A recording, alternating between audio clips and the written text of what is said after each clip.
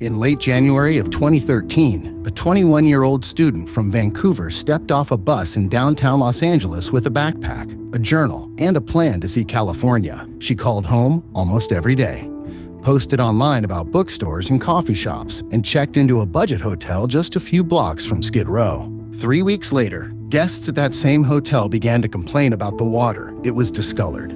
It tasted strange. The pressure was low. When a maintenance worker climbed a metal ladder to one of the rooftop water tanks to investigate, he lifted a hatch and saw something floating just under the surface. The young woman who had arrived in the city alone, who had wandered its streets and filled her blog with hopes, was now at the center of one of the most unsettling modern mysteries in true crime.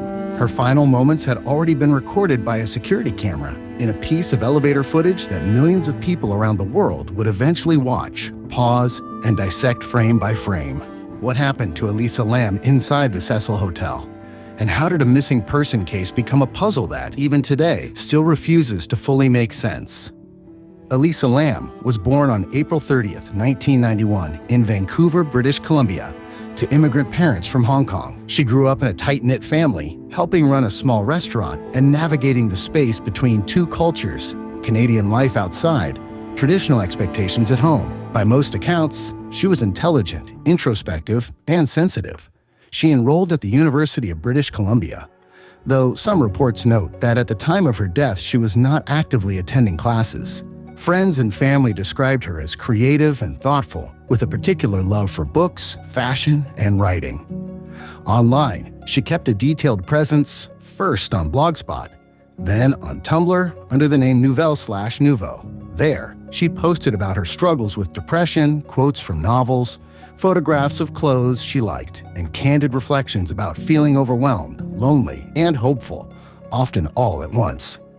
Elisa had been diagnosed with bipolar disorder and depression. She took several prescription medications to manage her condition, including mood stabilizers and antidepressants. In her own writing, she was open about bouts of mental illness that had led to academic difficulties and episodes where she felt she was falling apart. She wrote about the pressure to succeed, about wanting to get away, and about using travel as a way to reset her life.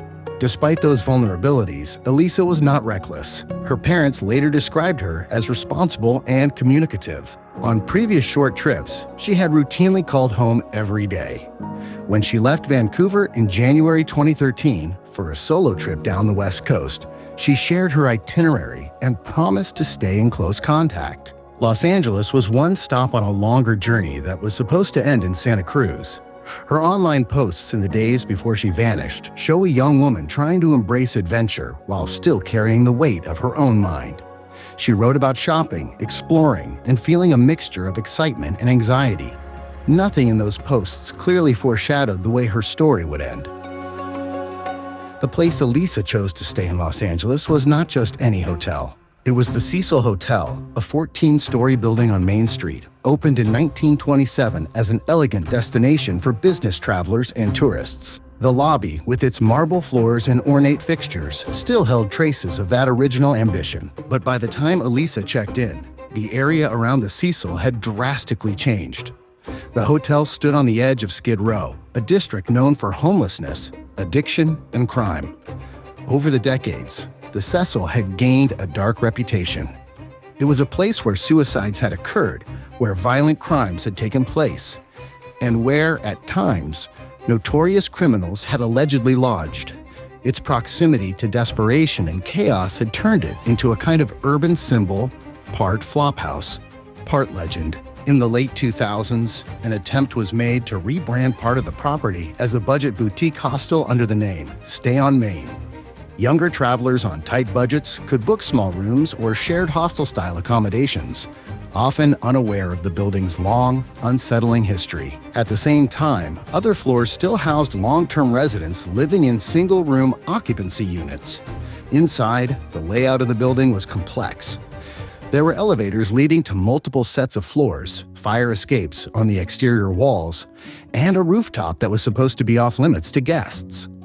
On that roof sat 4 large cylindrical water tanks, supplying the building's plumbing system. Access to the roof was theoretically restricted by locked doors and alarms, though the physical fire escape provided an alternate, unmonitored route to the top of the building. For Elisa, The Cecil was likely just an affordable stopover in the center of the city, close to public transportation. But the environment she entered, an aging hotel with a grim history, in a neighborhood with high levels of crime and instability, would become inseparable from the questions that followed her death. Elisa arrived in Los Angeles on January 26, 2013. That same day, she checked into the Cecil Hotel. Initially, she was placed in a shared room on one of the hostel-style floors, staying with other young women traveling through the city. Almost immediately, there were concerns about her behavior. According to later accounts by the hotel's manager, Elisa's roommates complained that she was acting strangely. She allegedly left notes on the women's beds telling them to go away or go home, and at one point reportedly locked them out of the room. As a result of these incidents, the hotel moved her into a single occupancy room after just a couple of nights. During her stay, Elisa tried to explore Los Angeles. She visited places like a bookstore near the hotel, where staff members later recalled her as friendly and talkative. She mentioned that the books she was buying were gifts to take back home and spoke about her plans for the rest of the trip. She also attended a live taping of a late-night television show, but was reportedly asked to leave after acting erratically. Elisa kept in regular contact with her parents in Vancouver, phoning them daily as she moved from city to city. On January 31st, she called them again. She was due to check out of the Cecil Hotel on February 1st and head north to Santa Cruz. That January 31st call would be the last time her parents ever heard her voice. Sometime that same day, Elisa was seen at the hotel acting in ways that drew attention. The manager later recounted that she came into the lobby and shouted something like, "I'm crazy, but so is LA," before being redirected back toward the elevators. Around that time, though the exact hour is unclear, a hotel security camera captured her inside. The footage did not become public right away. At the time, what mattered was that on February 1st, Elisa failed to check out, missed her bus to Santa Cruz, and stopped contacting her parents. Concern escalated quickly. Unable to reach her, and aware of her mental health history, her family contacted the Los Angeles Police Department and reported her missing. From the perspective of investigators, Elisa Lam effectively vanished between the evening of January 31st and the morning of February 1st. She never claimed her reservation in Santa Cruz. She left behind a room at the Cecil Hotel that held some of her belongings, including medication, clothes, and personal items. In the days following her disappearance, officers and hotel staff searched throughout the Cecil Hotel. They examined the lobby, hallways, stairwells, and a number of unoccupied rooms. Despite these efforts, no clear trace of Elisa was found inside the building. The most significant piece of evidence from this period would emerge from inside a small elevator on one of the Cecil's floors.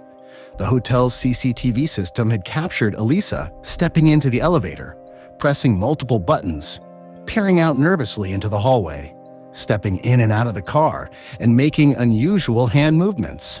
At times, she flattened herself against the wall. At other times, she appeared to be hiding in the corner, as if from someone or something just outside. Then, after several minutes of erratic behavior, she walked away down the hall and disappeared from view. There is no confirmed footage of what she did afterward. No camera captured her heading to the staircase, climbing a fire escape, or approaching the roof. There is no publicly known video of anyone else following her in that moment. What happened between her final appearance on that elevator and the moment she entered the water tank on the roof remains unknown. Meanwhile, outside of the building, posters with Elisa's photograph were distributed through the neighborhood.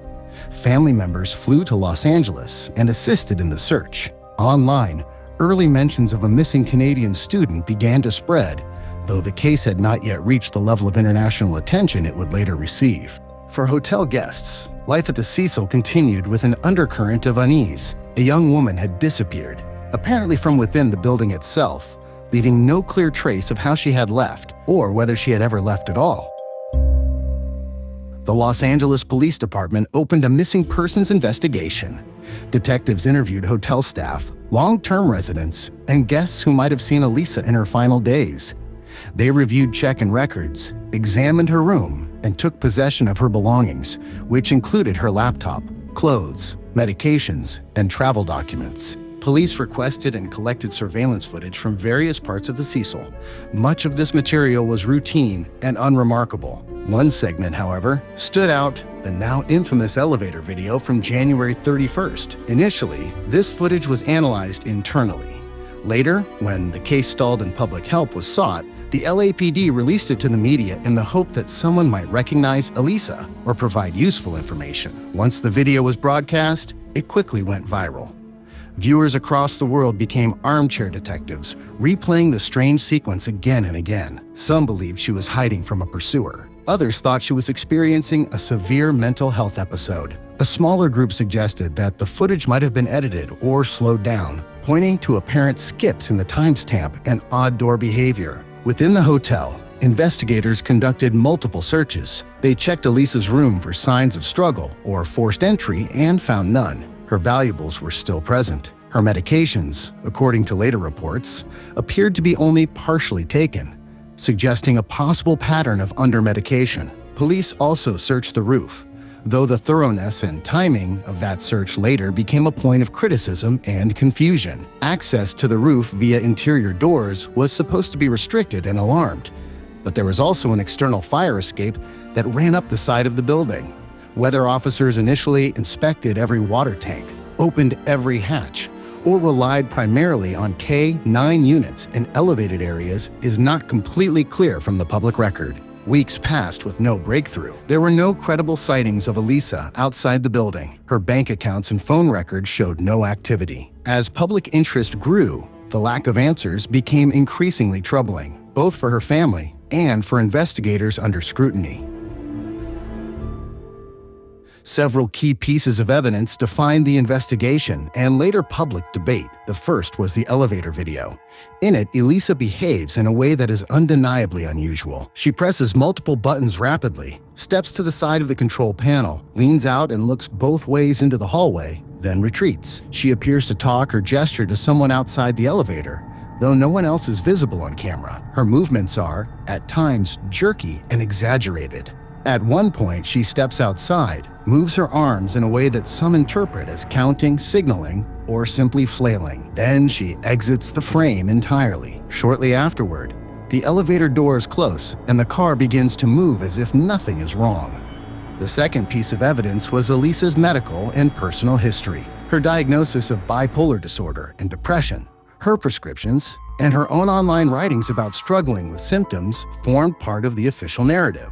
When her toxicology results later showed lower than expected levels of her medications, investigators and forensic specialists pointed to the possibility that she had not been taking them consistently in the days leading up to her disappearance. This, they argued, could help explain the behavior seen in the video and reported by others at the hotel. Witness testimony from staff and guests added context. The bookstore employee who saw Elisa on January 31st described her as lively and friendly, if somewhat unusual. The hotel manager recounted the complaints from Elisa's roommates and the incident in the lobby when she shouted about being crazy and referenced Los Angeles. Security and maintenance personnel recalled no major disturbances that clearly involved her after that date. Technically, the hotel's infrastructure itself became a form of evidence. The rooftop water tanks, each several feet tall and accessible only by climbing a ladder, had heavy hatches on top. After Elisa's body was found, questions arose about whether those hatches were usually left open or closed, how easy they were to lift, and whether an alarm should have sounded when the roof area was accessed. The fire escape, running up the side of the building, provided a plausible route to bypass alarm doors, but it was narrow, exposed, and not intended for casual use. No defensive wounds, clear signs of assault, or obvious external injuries were recorded in the autopsy beyond changes associated with decomposition.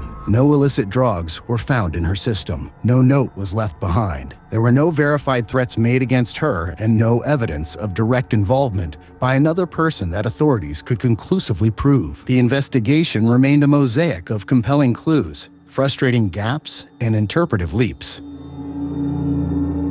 On February 19, 2013, nearly 3 weeks after Elisa was last seen, hotel guests began making increasingly urgent complaints about the water. Some reported low pressure. Others mentioned an unusual color or taste. The hotel contacted maintenance to investigate. A maintenance worker named Santiago Lopez went to the roof to check the water tanks. To reach them, he took a service route, climbed a staircase, and then used a ladder affixed to the side of one of the large cylindrical tanks. Once at the top, he noticed that the hatch of one tank was open or partially open. When he looked inside, he saw what appeared to be a human body floating face up in the water. The body was later confirmed to be Elisa Lam. She was nude, with her clothes, room key, and some of her personal effects in the tank alongside her. The water level had dropped because of continued use by hotel guests, making the retrieval process more complicated. Authorities were called immediately. The area was sealed off. Firefighters and police worked together to drain the tank and remove her remains. Public health officials, concerned about contamination, issued warnings and examined the hotel's water supply. For many guests, the realization that they had been using and consuming water from a tank that contained a human body was deeply disturbing. The Cecil Hotel, already infamous in certain circles, now became the focus of international media coverage. For Elisa's family, the discovery confirmed their worst fear, but did not answer the central question: how did their daughter end up inside a locked rooftop water tank alone, with no clear path that explained her final ascent to the roof and into the water? Authorities reviewed Elisa Lam's case and concluded her death was accidental. Reports noted no clear signs of harm by another person. Some health factors may have played a role, and certain details remain unusual. Several questions remain, like how she accessed certain areas and the timing of events. Video footage shows unusual behavior, but the reasons are unclear. Small gaps in records and witness accounts leave parts of the story unresolved. Experts and observers consider several possibilities: an accidental event linked to personal challenges, accidental access to restricted areas, possible involvement of another person, no evidence, a combination of personal and environmental factors. All theories try to explain the known facts, but many details remain uncertain. Elisa Lam was a young woman exploring life. Her story became widely discussed due to unanswered questions and unusual circumstances. The official conclusion is accidental, but many aspects remain unknown, highlighting how small factors can intersect in unexpected ways.